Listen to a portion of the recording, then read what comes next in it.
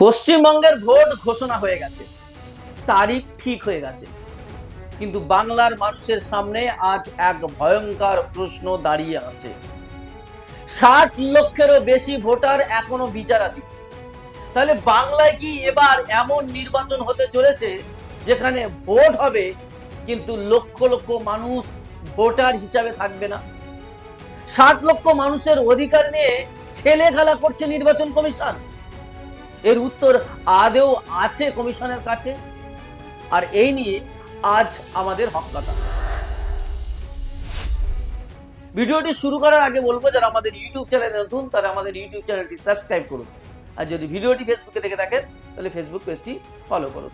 তো চলুন শুরু করা যাক। বাংলার মানুষ একটা বিষয় জানে, এসআইআর বা বিশেষ যাচাই প্রক্রিয়ার মাধ্যমে 60 লক্ষেরও বেশি মানুষের নাম আন্ডার অ্যাডজুডিকেশন অর্থাৎ বিচারাধীন অবস্থায় রয়েছে।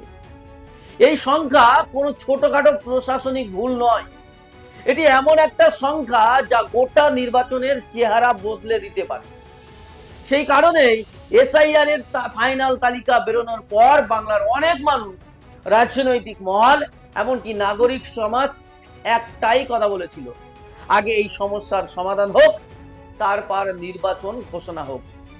কারণ লক্ষ লক্ষ মানুষের ভোটাধিকার নিয়ে অনিশ্চয়তা থাকে, তাহলে সেই অবস্থায় নির্বাচন কতটা সুষ্ঠু হবে এই প্রশ্ন তো উঠবেই। কিন্তু বাস্তবে দেখা গেল ঠিক উল্টোটা। সমস্যার পূর্ণ সমাধান না করেই নির্বাচন কমিশন বাংলার বিধানসভা নির্বাচনের দিনক্ষণ ঘোষণা করে দিল। হ্যাঁ, গতকালকেই দিনক্ষণ ঘোষণা করা হয়েছে।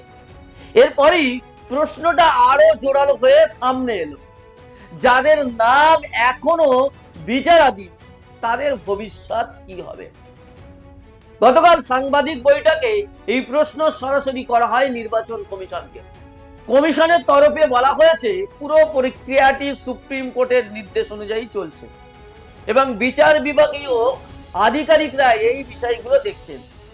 অর্থাৎ কোন নাম তালিকায় থাকবে আর কোন নাম বাদ পড়বে সেটা বিচার প্রক্রিয়ার মধ্য দিয়ে ঠিক হয়ে যাবে।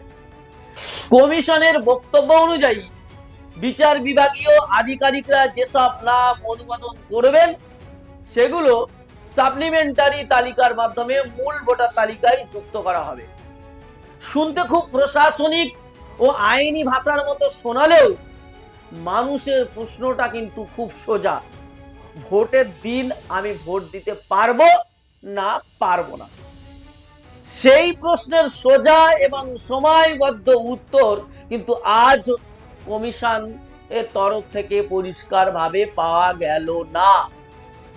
কমিশন আরো বলেছে, যদি কারো নাম তালিকায় না থাকে তাহলে তিনি নতুন করে আবেদন করতে পারবেন, ফর্ম জমা দিয়ে নাম অন্তর্ভুক্তির চেষ্টা করতে পারবেন। শুনতে সহজ শোনালেও বাস্তবে প্রশ্ন উঠছে, ভোট ঘোষণার পরে হাতে যখন খুব অল্প সময়, তখন লক্ষ লক্ষ মানুষ কি আবার নতুন করে ফর্ম জমা দিতে দৌড়াবে, অফিসে যাবে, শুনানিতে হাজির হবে? এই পুরনো প্রক্রিয়াটা কি বাস্তবে সহজ? এখান থেকেই রাজনৈতিক বিতর্ক আরো তীব্র হয়েছে। কারণ বিভিন্ন মহল থেকে অভিযোগ উঠেছে, এই বিচারাধীন বিপুল সংখ্যক ভোটারের বড় অংশ নাকি সেই সব সামাজিক অংশ থেকে এসেছে যারা সাধারণত বিজেপিকে ভোট দেয় না।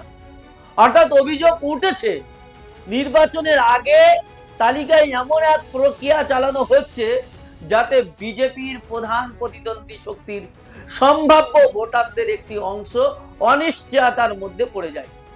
এই অভিযোগের সত্যতা আদালত বা তথ্যভিত্তিক বিশ্লেষণেই নির্ধারণ করবে, কিন্তু অভিযোগটা যে গুরুতর এবং তা বাস্তবিক দেখা যাচ্ছে গণতান্ত্রিক ভাবে উদ্বেগজনক, তা অস্বীকার করার জায়গা নেই। গতকালের সাংবাদিক বৈঠকে যখন সাংবাদিকরা জানতে চাইলেন কতজনের নাম বাদ গেছে বা কতজন বিদেশি নাগরিক ধরা পড়েছে, তখন নির্বাচন কমিশন সেই সংখ্যার সরাসরি কোনো উত্তর দেয়নি। কমিশনের বক্তব্য, তারা রাজনৈতিক বিতর্কে যায় না, তারা আইন মেনে কাজ করে। কিন্তু প্রশ্ন হচ্ছে, যদি সংখ্যা বলা না হয়, যদি সময়সীমা পরিষ্কার করা না হয়, যদি নিশ্চয়তা দেওয়া না হয়, তাহলে সাধারণ মানুষ ভরসা পাবে কোথায়? কারণ ভোট কেবল একটা প্রশাসনিক প্রক্রিয়া নয়, ভোট মানে মানুষের অধিকার, মানুষের কণ্ঠস্বর। আর সেই কণ্ঠস্বর যদি লক্ষ লক্ষ মানুষের ক্ষেত্রে ঝুলে থাকে, তাহলে তো প্রশ্ন উঠবেই। বাংলার মানুষ আজ একটা স্পষ্ট উত্তর চাইছে। একজনও যোগ্য ভোটার কি বাদ পড়বে না? ভোটের আগেই কি সব বিচারাধীন নামের নিষ্পত্তি হবে? এই প্রশ্নগুলো পরিষ্কার, কিন্তু উত্তর না পাওয়া পর্যন্ত বিতর্ক থামবে না। কারণ গণতন্ত্রের সবচেয়ে বড় শক্তি কোনো কমিশন নয়, কোনো সরকার নয়, সবচেয়ে বড় শক্তি হলো ভোটাররা। আর সেই ভোটারের অধিকার যদি অনিশ্চয়তার মধ্যে ঝুলে থাকে, তাহলে বাংলার মানুষ প্রশ্ন করবেই। 60 লক্ষ মানুষের ভোটাধিকার ঝুলিয়ে রেখে নির্বাচন কি সত্যি সুষ্ঠু বলা যাবে? এটাই আজকের সবচেয়ে বড় প্রশ্ন, আর এটাই আজকের হক কথা। আপাতত এখানে শেষ করছি, দেখা হচ্ছে পরবর্তী পর্বে। ততক্ষণ ভালো থাকবেন, সুস্থ থাকবেন, ধন্যবাদ।